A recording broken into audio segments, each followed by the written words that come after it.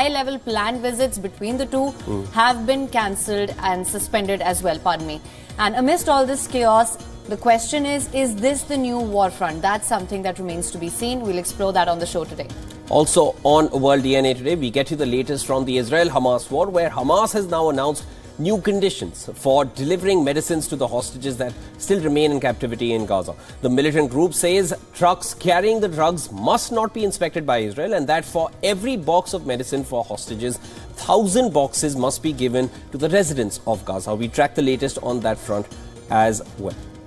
Also on the show, we'll be joined by our correspondent Susan Tehrani, who will be getting us all the latest from New York. Later on the show, we will also have with us Alison LaGrange for all the action from the world of showbiz.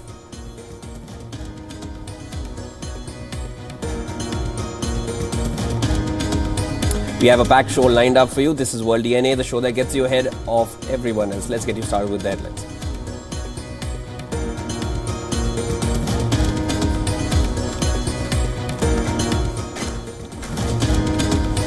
US and UK forces have launched a fourth round of strikes against targets in Yemen as the Iran-backed rebels vow to continue attacking Red Sea shipping.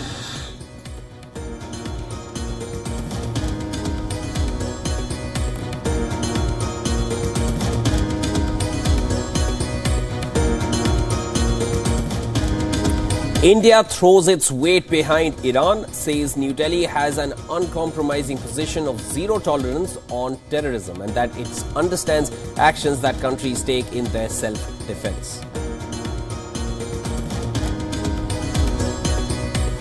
Allahumma salli. Allahu Akbar.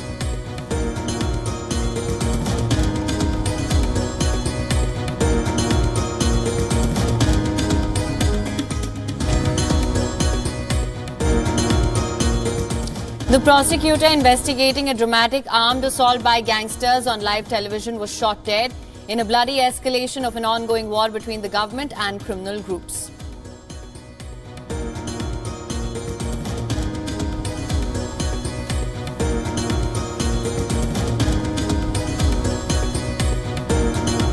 The woman whom Donald Trump was found liable of sexually assaulting faces off with the former president in a New York courtroom to say he subsequently ruined her reputation as well.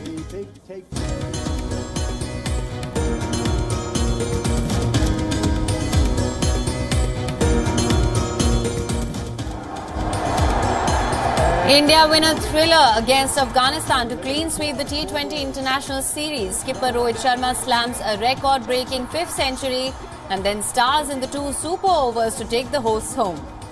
Ravi Bishnoi has come up trumps for India. Been a long old night, but the crowd have been thoroughly entertained. Afghanistan played their part, but in the end they couldn't get the job done.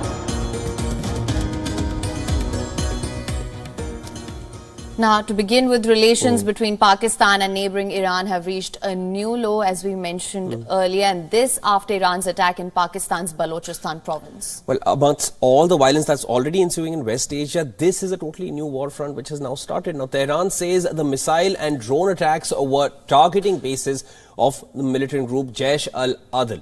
Now, Pakistan's foreign ministry has condemned the strike as an unprovoked violation of its sovereignty. Islamabad has recalled its envoy from Iran and has asked the Iranian envoy, who's currently visiting his home country, to not come back to Pakistan now. In addition, the South Asian country has suspended all high-level planned visits between the two nations. A statement released by Pakistan's Foreign Office spokesperson said, and I'm quoting here, "This violation of Pakistan's sovereignty is completely unacceptable and can have serious consequences." Now, before we go any further, Pakistan's Minister for Information, Murtaza Solanki, sat down for an exclusive conversation with WION's Pakistan Bureau Chief, Anas Malik. Here's what Solanki had to say about Iran's latest strike on Pakistan. Given the history of cordial relations between Iran and Pakistan, it was a sad incident that happened yesterday, and the government of Pakistan, especially the Ministry of Foreign Affairs, has already responded. We have taken some measures and we are assessing the situation. We are also in the process of investigation. What happened and when, and who is responsible for it, despite the claims that have been made, but we would not rush to judgment. Islamabad, which described Iranian strikes as an attack on its sovereignty. In the attack, Pakistan has reported civilian casualties. 2 children were killed while 3 others have been injured. China too has urged Iran and Pakistan to exercise restraint, seeing the tensions rising between the two. On the other hand, Iranian Defense Minister has defended the latest strikes. He said, and I'm quoting here, "It does not matter to us. We will react from any area that threatens Iran." The Iranian Defense Minister added that Iran's reaction will be proportionate, decisive and tough. Regarding Pakistan, none of the nationals of the neighborly, friendly and brotherly country of Pakistan were targeted by Iran's missiles and drones. The so-called Jaish al-Adl group, which is an Iranian terrorist group and has taken shelter in some parts of Balochistan province in Pakistan, were targeted, and we have talked about this issue several times with high-ranking Pakistani military, security and political officials. Responding to the Iranian strikes, India's Ministry of External Affairs stated that New Delhi has zero tolerance on terrorism, adding that it stands and it understands the actions taken by countries in self-defense, further adding that this is a matter between Iran and Pakistan. The United States has also condemned the recent Iranian strikes in Pakistan, Iraq and Syria, which Tehran has claimed were against anti-terrorist groups. Thank you, everybody. Mr. President, can you pass voting rights with the Senate filibuster in its current form?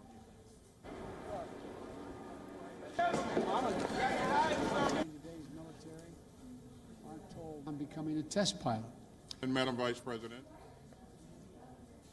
Now, tensions continue to rise between Iran and Pakistan after an Iranian airstrike inside Pakistan destroyed the Pakistan headquarters of a terror outfit, and the terror outfit's name is Jaish al-Adl. Today, I'll tell you more about what this terror group is all about and why did Iran target Jaish al-Adl groups. Now, Jaish al-Adl is a Sunni Salafi organization that operates mainly in southeastern Iran, and it borders Pakistan. Jaish al-Adl, which means Army of Justice, that's what it translates to. The terror outfit group was formed in 2012, and according to reports, Jaish al-Adl was founded by members of Ayodhya, a Sunni terrorist group. It hit headlines in 2013 initially after it claimed responsibility for an attack that killed 14 Iranian guards. Now, Jaish al-Adl operates in the Sistan Balochistan province in southeastern Iran and the adjoining Baloch majority areas of Pakistan. Now, it is an old enemy of Tehran. Fundamentally, their fight is about religion. Jaish al-Adl is a Sunni group and Iran is essentially a Shia power. Now, that's where the division begins, of course. The anti-Iranian group wants independence from Iran's eastern Sistan and Pakistan's southwest and Balochistan provinces, and these goals make it a common target for both governments. Now, the terror group Jaish al-Adl has found a safe haven in Pakistan from where they have primarily targeted Iranian security personnel. The group has targeted Iran through suicide bombings. They have targeted Iran through kidnappings. And of course, there have been several ambush attacks as well. And they've also targeted Iran through hit-and-run strikes. Now, Jaish al-Adl is definitely one terror base which is there in Pakistan. Of course, Pakistan is where they have found a safe haven for themselves. And Iran has targeted them. But of course, that has brought about a spat between Pakistan and Iran. Yet another spate of violence right here in the Middle East. Back to you, Him. Thank you so much, Shivan.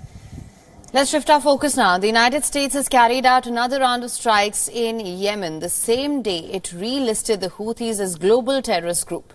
The Houthis have meanwhile claimed another attack on a US-owned commercial ship. US military says American forces carried out the strikes on 14 missiles in Yemen that were ready to be launched and posed a threat to civilian and military vessels here. Houthi media has also confirmed a fresh attack. The US and UK forces first targeted Houthi-controlled areas last Thursday, which they said were used by the Iran-backed rebels to launch attacks on vessels sailing through the Red Sea and surrounding areas. However, since then, Houthis have still carried out almost daily attacks and have threatened to continue their maritime aggression.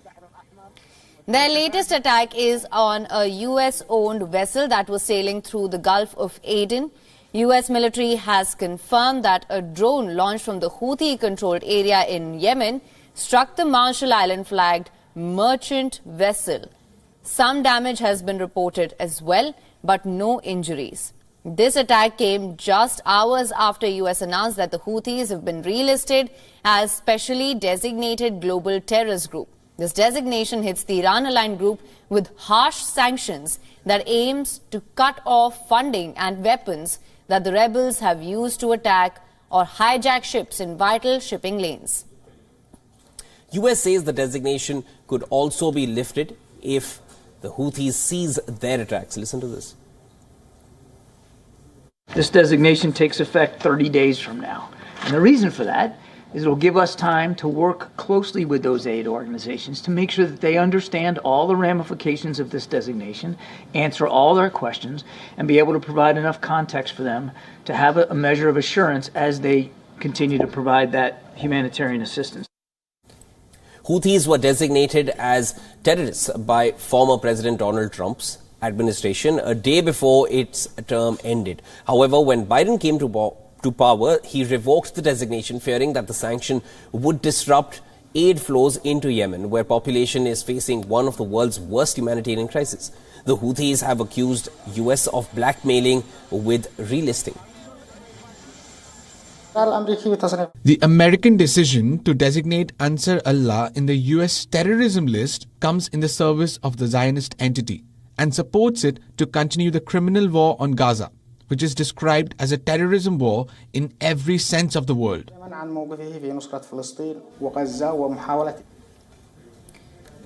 Moving on now, medicines for hostages in the Gaza Strip and humanitarian aid for civilians that's entered the war-torn Palestinian territory under a deal that was mediated by Doha and Paris. And this comes after Hamas announced new conditions for delivering medicines to the hostages. Well, those hostages are still in captivity in Gaza, and under the deal mediated by France and Qatar, medicines along with humanitarian aid has been supplied to Gazans in exchange for providing medicines to about 45 hostages.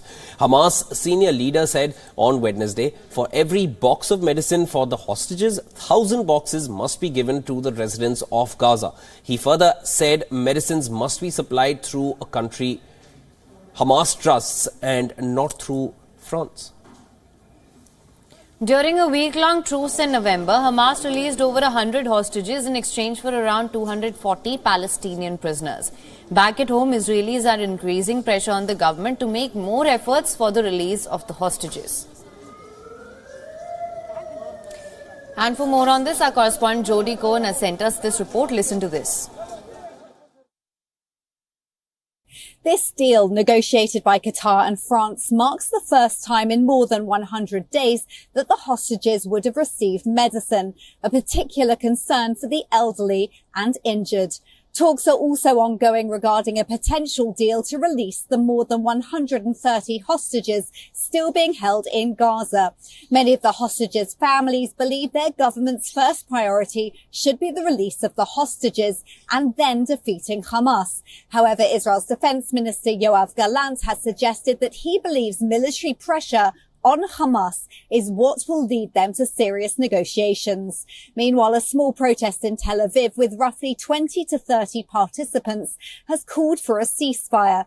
Prime Minister Netanyahu has reportedly suggested that the war could continue throughout 2024. This is Jody Cohen for WION World is One. Moving on now, fighting has intensified in eastern Ukraine as Russia has stepped up its offensive near the city of Bakhmut. Now, Ukraine says forces have taken up a more defensive stance amid chilling weather, which is also becoming a huge challenge for the forces to keep up the counter-offensive. Here's a report. Take a look. Close to the Ukrainian city of Bakhmut and the eastern front line of the war, winter is also an enemy. Soldier Mikhailo told Reuters it's partly why they've switched to defensive mode against constant Russian assaults. There is nothing good in bad weather. It will be difficult for drones to fly.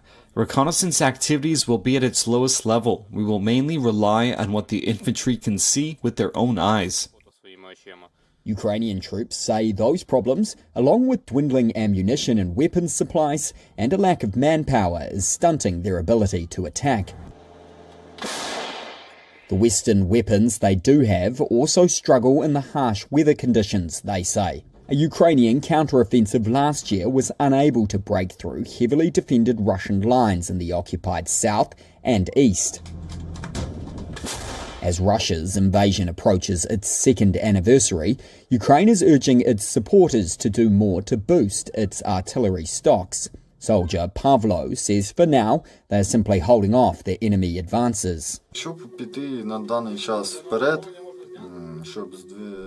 In order to advance, to move the front line, we need ammunition. We need more manpower. We need weapons. If we don't get it now, we will not move anywhere. If the enemy understands that we have zero resources, it can easily put pressure on us. If other countries help us and provide us with ammunition, manpower, and weapons, we will be successful. At the moment, we don't fire much. There is a shortage of ammunition.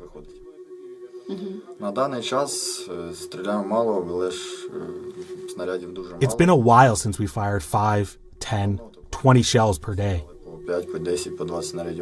Political wrangling in the United States and European Union has held up 2 major packages of military and financial support for months, although Kiev has said it hopes the assistance will eventually materialise. A Ukraine ground force commander told Reuters his troops are staging smaller counterattacks and that engagements on both sides are on a smaller scale to conserve ammunition and men. Which army in the world is the most powerful in terms of its strength? Well, according to Global Firepower, which ranks nations of the world based on current available firepower, US topped the list, followed by Russia. Well, now, as far as Global Firepower's military strength rankings for 2024, well, this assessed 145 countries and taking into account more than 60 individual factors such as the number of troops, military equipment, financial stability, geographic location and available resources. For offering a more in-depth understanding of changing global military landscapes every year. The Global Firepower Index denoted United States. It noted that the United States was the #1 global military power, with Russian military coming in the second place. That was followed by China, India and South Korea. And among the least powerful nations is the Himalayan Kingdom of Bhutan, ranking 145th out of 145 countries considered for the annual Global Firepower Review. This was followed by countries like Moldova, Suriname, Somalia and Benin.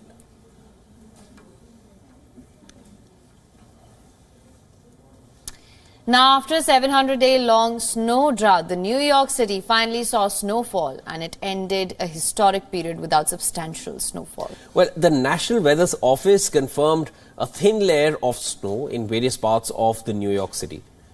Well, the agency recorded an inch worth snowfall in the official measuring point, the Central Park area. The area has witnessed about 1.4 inches of snowfall since the onset of Monday's winter storm. Some parts of the city, like Buffalo area, continue to experience frequent and severe snowfall. The heavy flakes caused several casualties. Record-breaking cold is expected across the Rocky Mountains, Great Plains and the Midwest, with wind chills below minus 34 degrees Celsius. Scientists continue to raise alarms against the increasing climate crisis. The impact on climate has affected the intensity, frequency and predictability of snowfall across the world.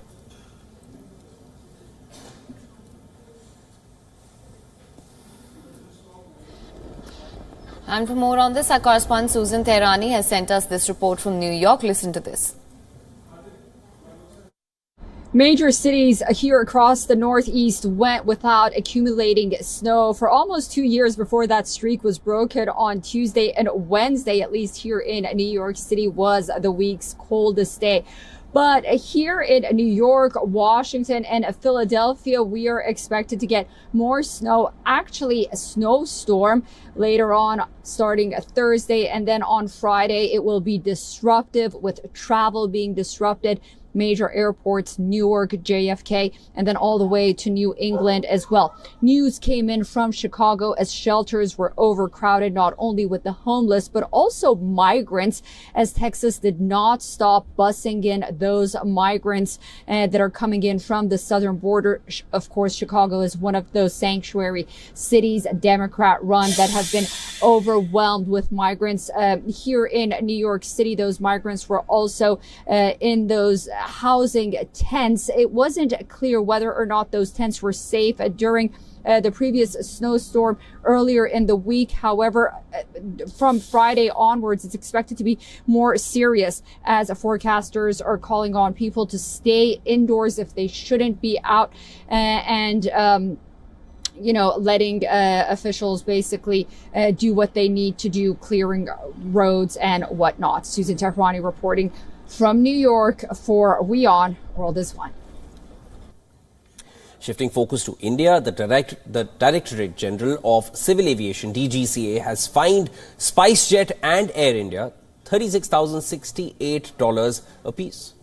While the Bureau of Civil Aviation Security, that's the BCAS, has fined Indigo Airlines $144,200. The fines on Indigo have been imposed for 5 offences, which includes the incident during which passengers of its delayed flight were seen eating on the tarmac.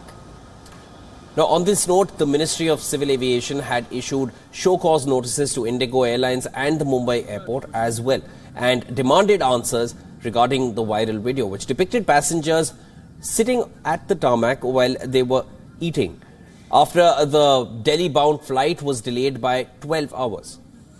Aviation security regulator BCAS penalized Indigo about $60,000 on 2 separate occasions for violating security, $6,010 on each occasion for failing to report the occurrence, and another $12,020 on one occasion for handling the matter improperly.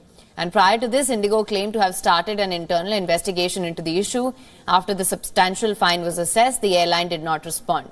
BCAS has also fined Mumbai International Airport of $72,137 for the tarmac accident, and the DGCA imposed $36,068 fine for the airport.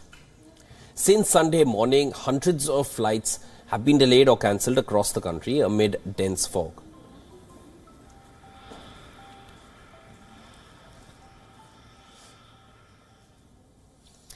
Now, a US-bound All Nippon Airways plane returned to Tokyo after an intoxicated passenger bit a flight attendant mid-flight. These instances are increasing all over the world. We keep seeing different, people flying through these flights, and then they're attacking the staff there as well. The Japanese airline, which was bound for Seattle, among other passengers, had a 55-year-old American on board who was reportedly heavily drunk when he bit the attendant's arm.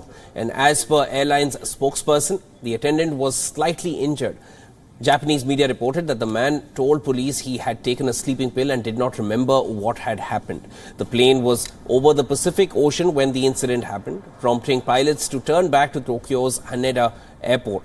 The man was handed over to the police, the airline said, and this is the second incident to impact ANA in recent days and the 5th involving the Japanese aviation industry. On Saturday last week, a domestic ANA flight in Japan had to turn back after a crack was discovered in the window of the cockpit. And the touchscreen is updating the technology as well.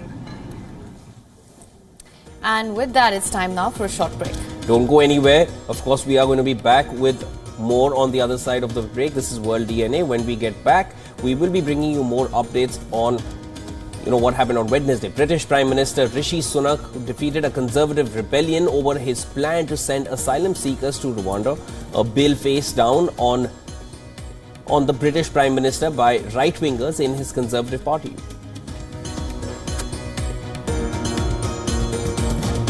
Also on the other side, while speaking at the World Economic Forum, US Secretary of State Antony Blinken praised the Indian Prime Minister Narendra Modi. All details on the other side. Stay tuned.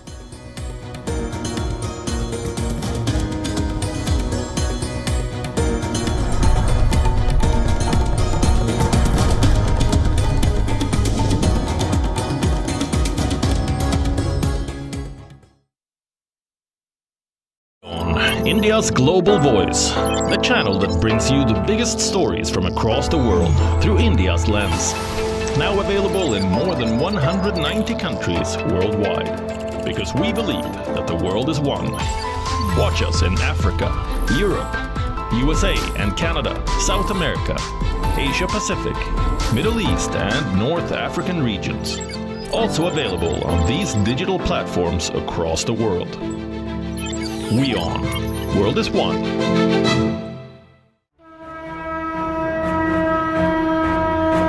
Ayodhya comes alive as it counts down to the grand consecration ceremony. Prime Minister Modi to lead the inauguration of the Ram Temple. A story of faith, devotion, and dreams fulfilled.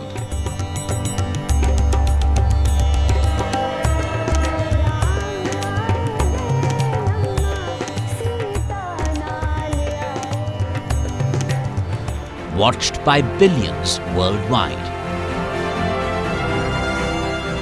Transformation of the temple town.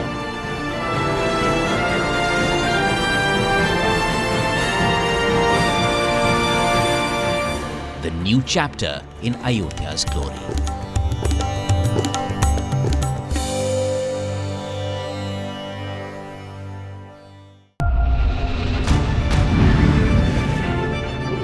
I'm Vikram Chandra and join me on WION with 2 weekly shows that will keep you informed. This World, a show that wraps the world's biggest global stories and brings you up close with the biggest newsmakers. This World is coming to you from London, from in front of the White House in Washington, D.C., from one of the most magical sites that I think I have ever been at. It's completely feasible for India to become one of the world leaders in AI within the next decade or so. The search for life in the universe is one of the greatest quests of all time. And a show that aims to bring the India story to the world. We help you understand global developments from an Indian perspective. We are developing the road infrastructure. In the end of 24, it will be equivalent to the road infrastructure of USA. We have put up airports which were obliterated from the civil aviation map almost 50 years ago. जो भी मेरे competitors हैं उनके साथ हमारा सभी का आपस में एक अच्छा रिलेशन भी है हम एक दूसरे को हमेशा पुश करते हैं अंदर खेलते टाइम भी I'm Vikram Chandra and this is WION. World is one, taking India's voice to the world.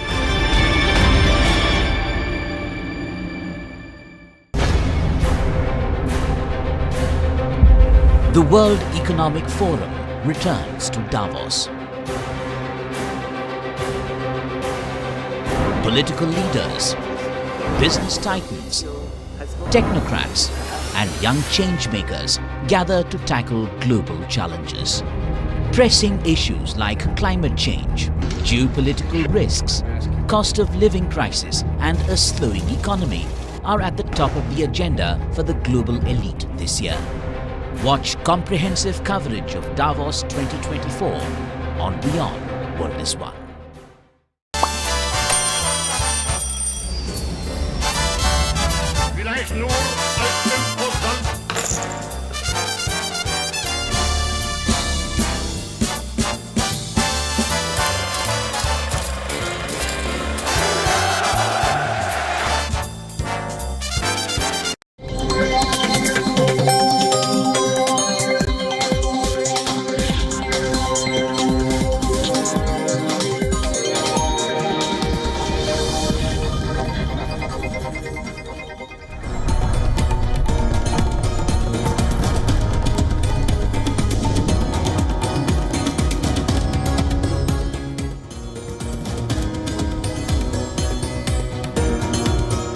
Welcome back to World DNA. Thank you so much for staying with us. My name is Hemkor Saroya and I'm joined by my colleague Shivan Chana. And we've covered so far all that is happening beyond West Asia. Before we go on to other stories, let's take a look at all the headlines on this side.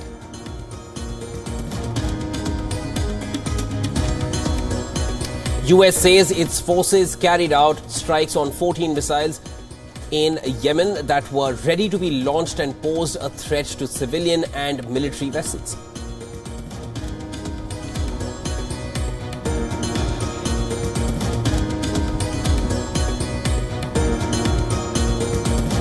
Pakistan recalls its ambassador from Iran and blocks Tehran's envoy from returning to Islamabad after an Iranian airstrike killed 2 children in the west of the country.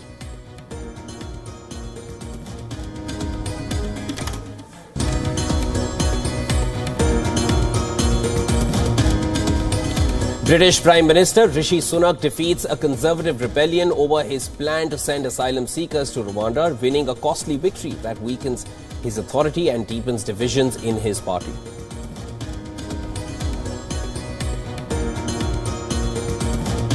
He's a nasty judge. He's a Trump-hating guy, and it's obvious to everybody in the court. Donald Trump threatened with expulsion from his Manhattan civil trial after he repeatedly ignores warnings to keep quiet, while writer E. Jean Carroll testified that he shattered her reputation after she accused him of sexual abuse.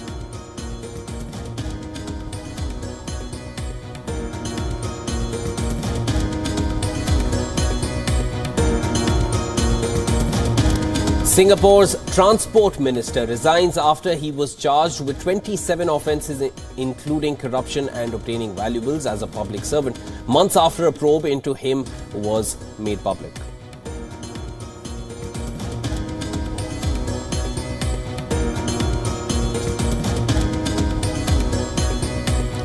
Hollywood action hero Arnold Schwarzenegger held at Munich airport for failing to declare an expensive watch.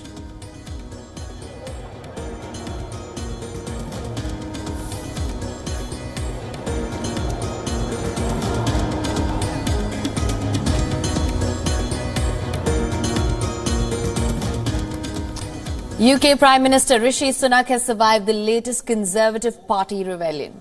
Well, the Rwanda bill has passed in Parliament with 0 amendments, a costly victory that weakens his authority and deepens divisions in his party. After a crucial 11th hour meeting, the leaders of Tory rebels concluded that defeating the bill by voting alongside Labour during an election year could risk collapsing the government. The Rwanda Asylum and Immigration Bill passed its 3rd round of votes with 320 MPs voting in support, while 276 lawmakers voting against it. Only 11 Conservative MPs voted against the bill. This includes former Home Secretary Suella Braverman and former Immigration Minister Robert Jenrick. While most migrants say they are fleeing wars in the Middle East, Africa and South Asia, the British government describes many of them as economic migrants rather than genuine refugees. With an election expected in the later half of 2024, Sunak aims to boost up his reputation on a pledge to stop boats carrying undocumented migrants from crossing the English Channel. Under the plan, migrants who arrive in Britain illegally face being sent to Rwanda. The deportation bill will prevent asylum seekers from making the dangerous journey. Sunak had introduced the bill in November last year after the Supreme Court ruled that his plan to deport asylum seekers to Rwanda for processing was illegal. Since then, the legislation has turned into a management problem for him. Sunak faced rebellion from senior lawmakers in his Conservative Party following the introduction of the bill. The bill will face the scrutiny of members of the House of Lords, where it could face significant roadblocks.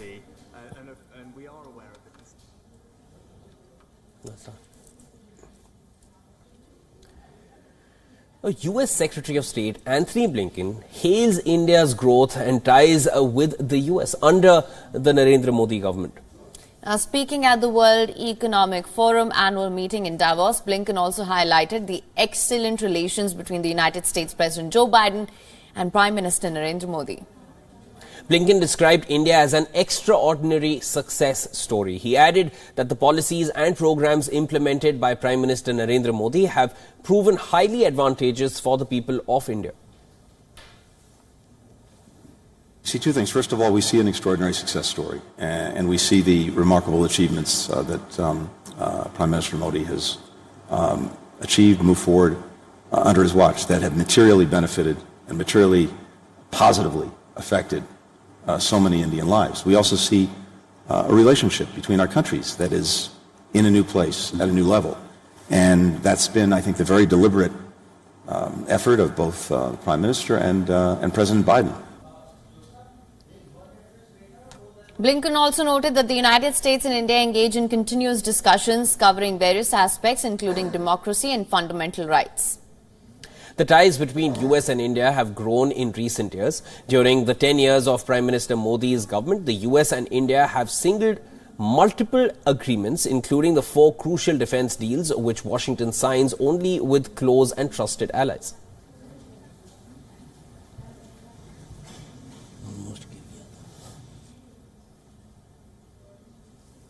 Many opposition leaders in India who were invited for the Sri Ram temple consecration have decided not to attend the ceremony on the 22nd of January.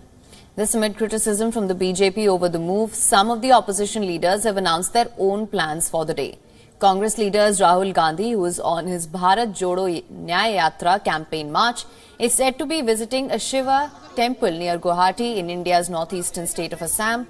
And the top leadership of the Congress party is not attending the Ayodhya Ram Mandir consecration on the 22nd of January, which they have branded a BJP RSS event. Then let's take a look at West Bengal's Chief Minister Mamata Banerjee, who said that she will be in Kolkata on the 22nd of January. She will be visiting a temple of goddess Kali to offer prayers. Mamata Banerjee will then lead a mega all-religion rally to the city. The all-faith rally is being held by the Trinamool Congress Party on the 22nd of January. The rally will cover different shrines across faiths before culminating a minority-dominated area of the city. Delhi Chief Minister Arvind Kejriwal has not yet disclosed the Aam Aadmi Party's stance on the Ram Mandir consecration as of now, but the party is set to hold recitals of Sundarkand of the epic Ramayana in all the assembly constituencies in Delhi. The recitals began on Tuesday, and Tuesday's event was attended by Chief Minister Kejriwal in Delhi's Rohini. Aam Aadmi Party ek kattar imandar party. Moving on now, the number of commercial ships using the Suez Canal fell to its lowest point since the ever given closed its over 3 years ago. Well, this underscores the degree to which assaults on ships in the Red Sea are forcing international trade to take a more expensive and time-consuming path, which is around Africa instead. As of Sunday, the 7-day moving average of daily Suez crossings by bulk cargo ships, container carriers and tankers dropped to 49. And this, as per a data platform run by Oxford University and the International Monetary Fund. The latest reading is less than the 7-day average of 70 transits recorded a year earlier and lower than the 2023 daily top of 83 transits in late June. It's also the lightest traffic flow through Suez since early April 2021. Back then, a massive container carrier wedged itself between the canal's banks for almost a week in late March 2021. That rattled supply chains for months as idling ships scrambled to get back on schedule. Additionally, the numbers indicate a corresponding rise in the ship's numbers sailed past Africa's southernmost point, that's the Cape of Good Hope. Top shipping CEOs see no short-term end to the Red Sea disruptions. Egypt is grappling with the hit from the impact of the Suez revenue, while Saudi Arabia is incredibly concerned about the regional security. European Central Bank President becomes the first top policy maker who warned that supply chain disruption could fuel inflation again.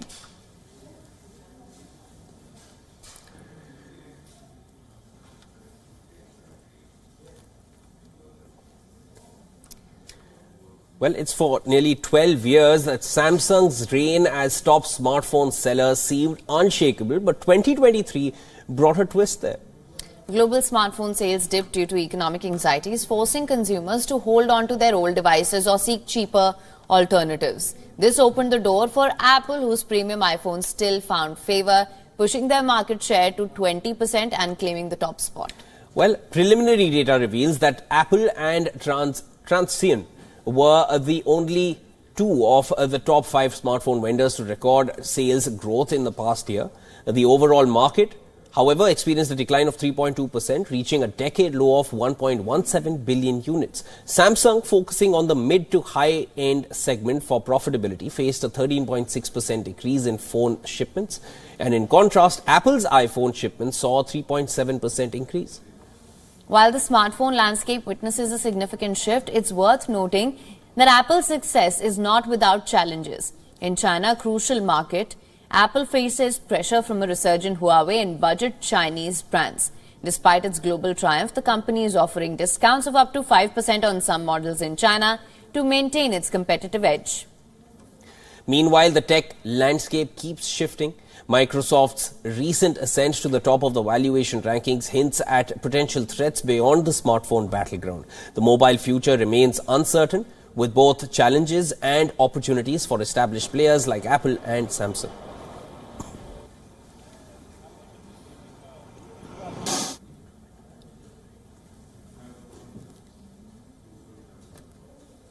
Moving on now, let's take a look at all the developments from the world of technology now. China has revealed its plans to shape the future of artificial intelligence within its borders. In a recently released statement on the Industry Ministry's website, China has presented draft guidelines to standardize the AI industry. The proposed initiative is expansive. The draft proposes to form more than 15 national and standard industry-wide standards, for AI by 2026, and the draft also mentions that China aims to play a major role in creating over 20 international standards during the same time frame. The strategic move unfolds against the backdrop of China's determined effort to narrow the gap with the United States in AI development. And the reason for China's urgency can be traced back to the end of 2022, when the US company OpenAI astounded the global community with its popular chatbot, ChatGPT. In response, Beijing has been proactive in formulating AI regulations, which include the introducing of a licensing regime for products similar to ChatGPT within the country. The essence of the draft guidelines is to actively embrace the early opportunities emerging from the dynamic AI industry.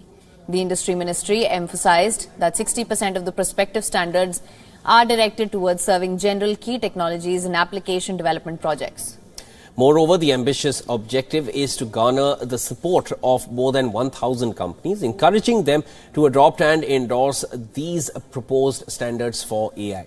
Now, a team of researchers from the University of British Columbia have developed a smart glove that will aid recovery and ultimately restore the use of limbs and hands in stroke survivors. So, how does the glove really work? Well, the glove has a sophisticated network of highly sensitive sensor urns and pressure sensors that are woven into a stretchy fabric, enabling it to track, capture and wirelessly transmit even the smallest hand and finger movements. Now, the glove can even accurately determine the angles of all finger joints and the wrist as the patient moves. Moreover, unlike other products in the market, the glove is wireless and can be easily washed after removing the battery. Researchers claim the glove can detect small stretches and predict movement with 99% accuracy, matching the performance of costly motion capture cameras. The team believes that with a bit of tweaking, these smart gloves can also be used in virtual reality games, animation and robotics.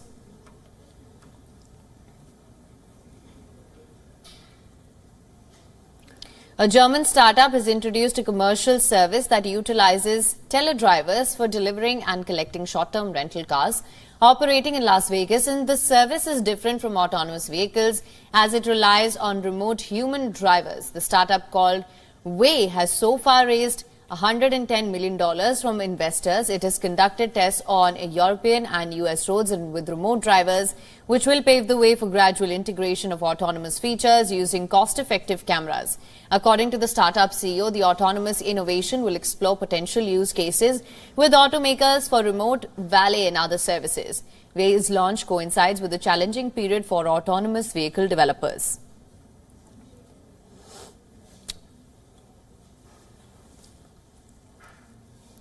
All right, over to sports next. Indian captain Rohit Sharma became the first player to score 5 T20I centuries, but his unprecedented feat was overshadowed by a nail-biter of a match in Bengaluru, which saw 2 super overs being bowled for the first time in international cricket.